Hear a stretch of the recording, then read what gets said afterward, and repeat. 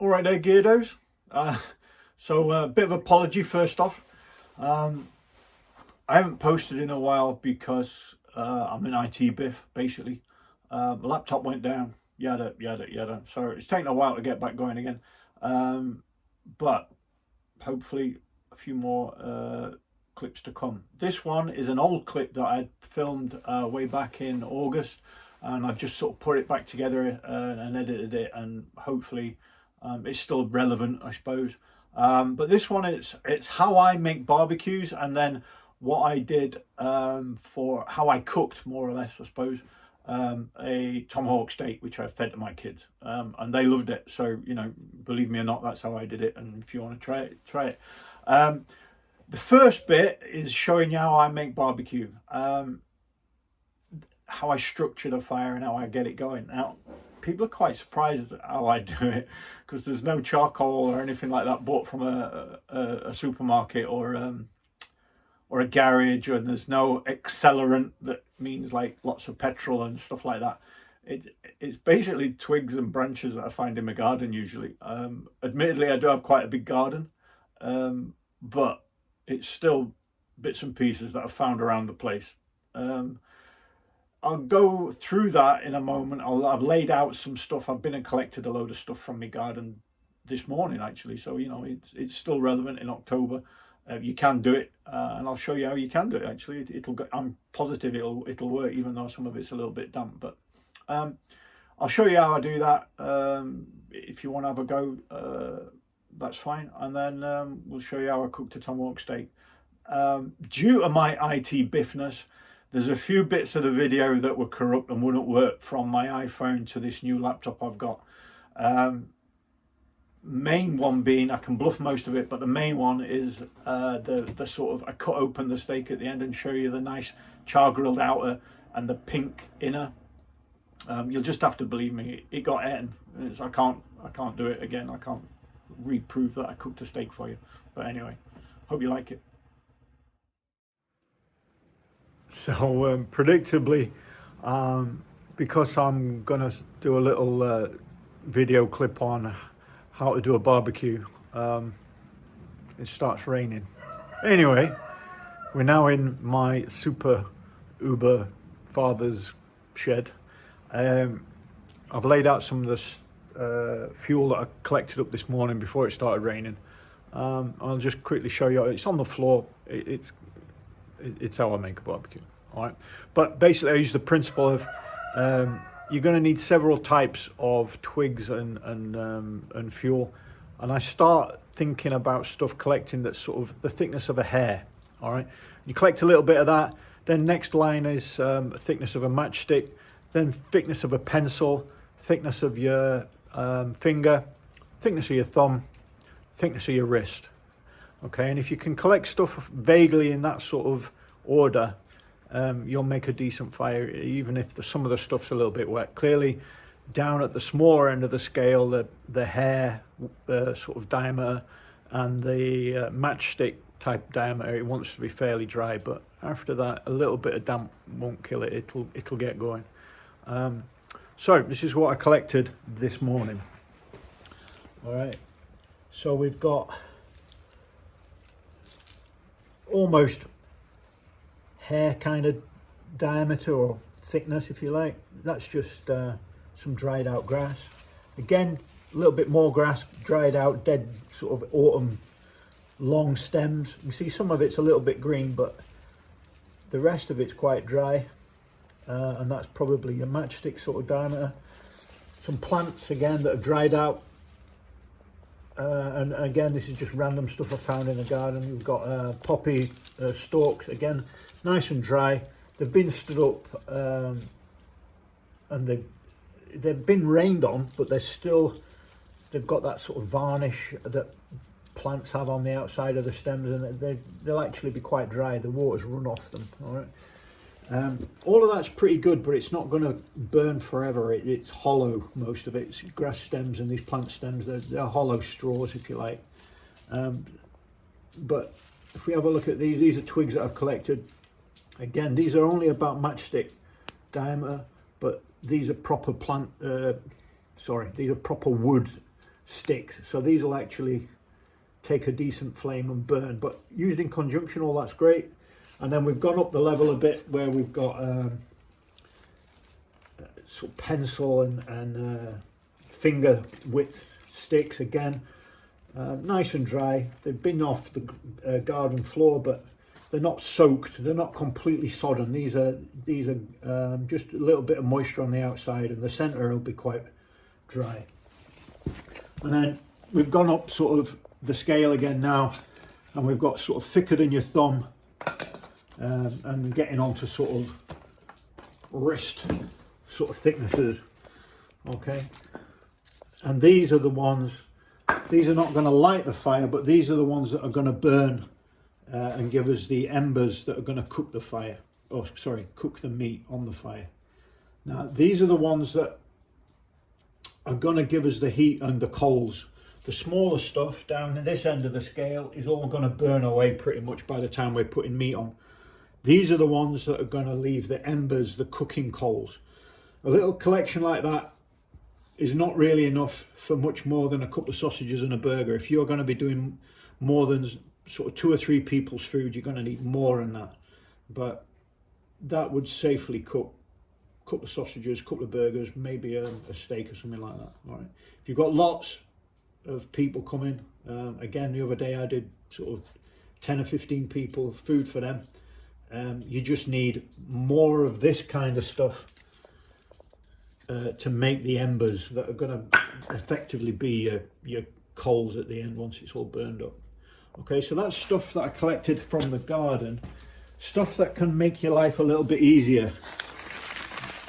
Amazon packaging, all right, that's always good. A bit of recycling there. Newspaper, probably the best thing you can do with a sun actually is scrunch it up, and that'll catch a flame and start your actual fire off. These are always good. Pine cones, they burn well. They're not going to start a fire, but you can see actually on that one there that, see the resin? That's really good. That'll burn for once it catches into the cone itself, that'll burn quite well. This was not from my garden, but it's from the wood across the road from my house. It's an old dead silver birch tree, and it's just peeled off some of the bark off one of the branches on the floor. That burns like crazy. It's got sort of resinous sap, and it burns really well. So that's like an accelerant, if you like. And then we've got a bit of homemade accelerant. These are just, it's an egg carton with the lint out of the tumble dryer shoved in the little pockets there, and then it's got the stumps of candles that are no use to nothing once they're burnt down. Those bits and pieces, those little stumps of the candle wax are melted into it, and it makes quite good little individual firelighters if you want to use them. Now that's probably going to burn forever in a big lump like that, so if you cut it into quarters, sixths, eighths or something like that with your knife, that's going to make a nice little firelighter basically. Yeah, you don't really need petrol and all that kind of stuff from the supermarket. You can find stuff like this lying around your house. So far, yeah, fairly conventional. There's not a lot of you know, science involved in that. There's loads of people that will show you how to grade wood and what you can do with it, and how accelerants and silver birch bark and all that lot. That's, you know, fairly standard. Where my lighting technique comes in, it's slightly different. It's fairly haphazard. You know, people are almost making it into an art where they're laying out their sticks in nice little pyramids and it looks beautiful and everything. Well, we're going to use a plastic garden bucket.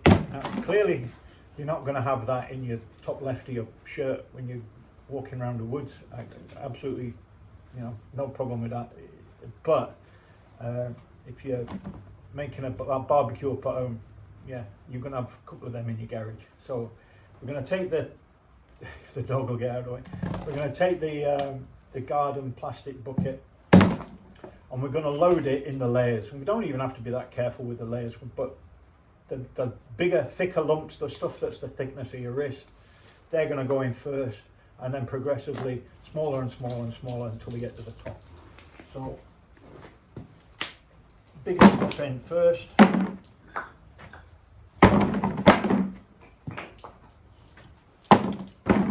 That's gonna, the big stuff, remember, is going to be the embers that's going to cook the meat, and then this little stuff, as we get finer, that's going to sort of fill the gaps as well. And you don't have to be too careful with how we load it in, but you don't want huge amounts of space. We need air in there, clearly, because that's part of the fire triangle and all that. You need a bit of air in there, but you're never going to exclude it, clearly. But get as much as you can in. Fill all the little crevices with bits and pieces. This long one can just get broken into a gazillion bits and shoved in.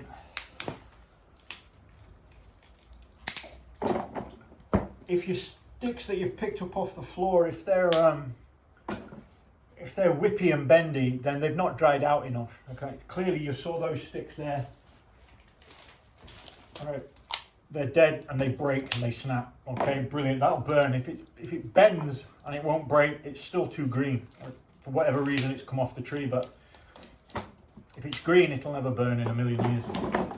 Whereas all this is very, very dead, dry wood that's come off the trees in the last couple of days when we had strong wind. It's just blown all this lot off.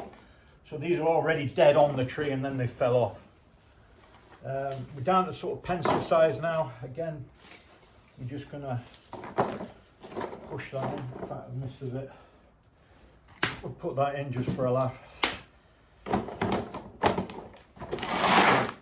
The dog's now laying on me lumps of organised piles of fuel, but anyway. And then we've gone down to pencil. Now we're looking at sort of matchsticks, so they're going to go in there last.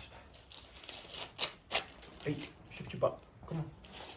And then we've got the poppy stems and the plant stalks in the bottom. Okay. The grass that's sort of matchstick thickness, and then the last little bit, that sort of grass ball that's sort of hair thickness. Now, if you were going to be one of those people that took the time and made those intricate little fireballs that they drop a couple of sparks in and blow on, and that's where they want to be, the last ones in the top there. You could put that, you know, omit that part right now out of my bucket method and do that away and then come and put it on your stack. But basically I'm going to make this in the bucket and then tip it upside down on the barbecue, and it's all stacked up from the smallest to the biggest at the top then, because I've turned the bucket upside down and took the bucket away. And you'll see that in the video in a moment.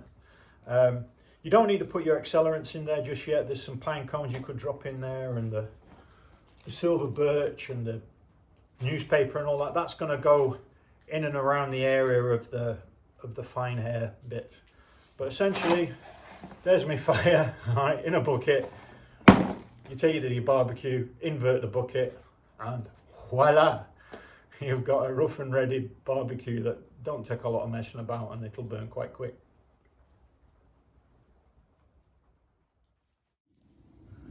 You just need to have a look around your yard most of the time if you've got an adventure yard like mine. This is rose bay willow herb that hasn't quite dried out. Like you can see, there's some green in it, but once that's gone a tan colour, that'll be fine for burning. And actually, because it's so fine, it's going to really catch a flame and really good as your initial tinder. If you get, the dog will get out of the way. There's some good stuff here as well. Look, this plant next to it, this one will burn quite well.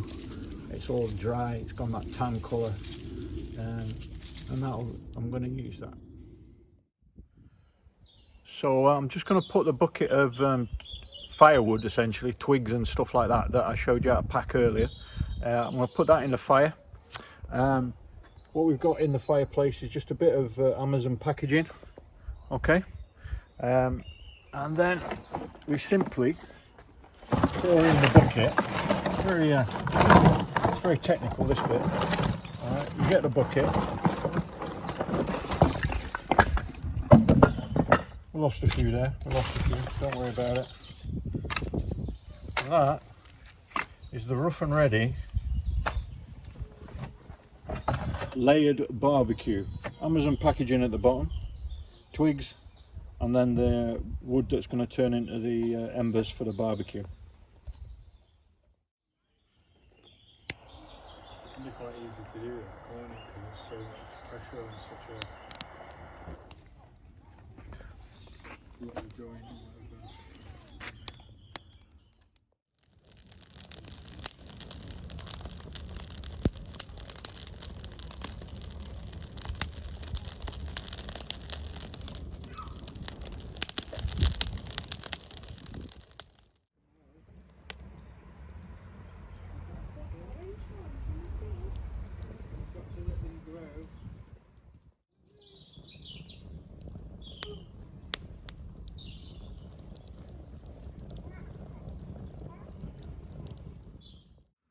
So what we're going to do now is take that big boy of a steak there and sear the outside of it first before I put it in the oven. So it's in my barbecue basket.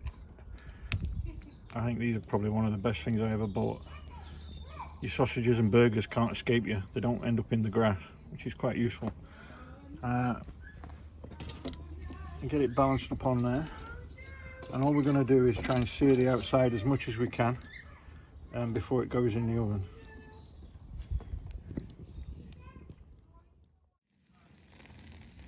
I'm going to go for the first turnover now.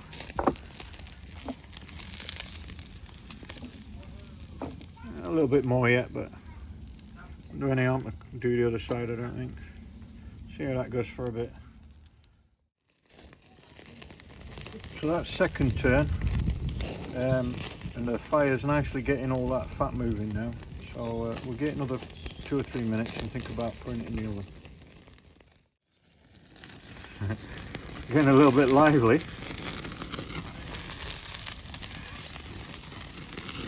But we'll just get a little bit longer just to sear the outside. I think that's pretty much there, to be honest. Maybe that side a little bit longer.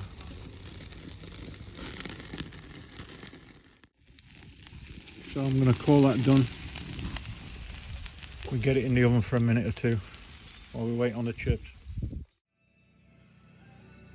So I'm going to put it in the oven now. What I don't want it to do is dry out while it's in the oven while we're waiting on the chips. So I'm going to put it out of the basket onto that tray with the tin foil on it, wrap it up in the tin foil and just put it in the bottom of the oven for a little while.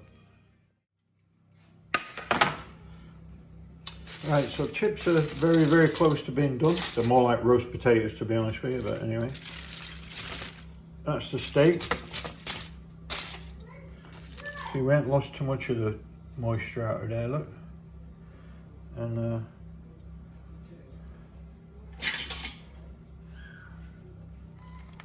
we should have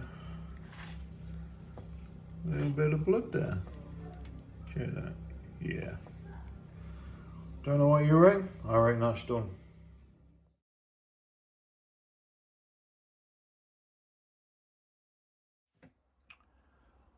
Right then, Geardo. So that's my method for cooking steaks on a wood barbecue. Okay. Well, there's sort of 8 billion people in the world, and I'm not suggesting for one moment that nobody else on earth cooks like me. I mean, that'd be ridiculous, you know what I mean? But having said that, none of my friends or people that I know cook their steaks that way. Firstly, sear the outside, then put it in the oven.